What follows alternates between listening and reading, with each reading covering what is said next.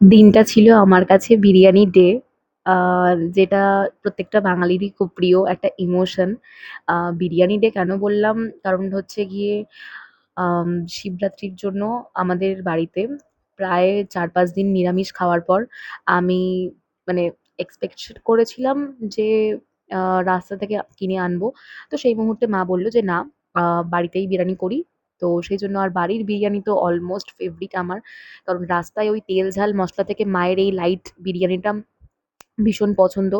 তো এই যে দেখো, বাবা মানে প্রত্যেকবার বাবাই বিরিয়ানির হাঁড়িটা কাটে। তো আমি সেটারই তোমাদের সঙ্গে ক্লিপটা শেয়ার করলাম। তো আগে চলে গেছিল ওটা বোনের প্লেট, আর এরপর হচ্ছে আমার প্লেট বাবা বাড়ছে। তো সেটাই আমি তোমাদের সঙ্গে শেয়ার করছি। আর কার বিরিয়ানি খেতে দুর্দান্ত লাগে এটা ভুল কথা। কারণ বিরিয়ানি তো মানুষের মানে প্রত্যেকটা বাঙালির ইমোশন, তাই তো? কারা চিকেন বিরিয়ানি খেতে ভালোবাসো, কারা মাটন বিরিয়ানি খেতে ভালোবাসো, তারা আমায় কিন্তু কমেন্ট করে জানিও।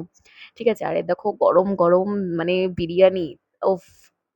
আর চিকেন গুলো আমি দেখাতে পারছি না। কারণ বাবা যেভাবে দিয়েছে সবগুলো মাংস ভিতরে ঢুকে গেছে। আমি না দেখাতে পারছি না।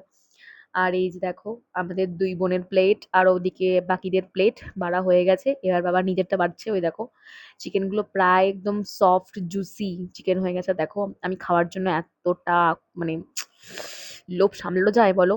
ভিডিও যে করে সেই একমাত্র বোঝে যে হচ্ছে গিয়ে বিরিয়ানি কাটার সময় বিরিয়ানির ওই যে ওই একটা স্মেল, জাস্ট ওটা মনে প্রাণে মিশে গিয়ে যে একটা ফ্লেভার তৈরি হয়ে যায় না, আমার জিভ দিয়ে টক টক করে যেন একটা ফ্লেভারটা যেন মিশে যাচ্ছে।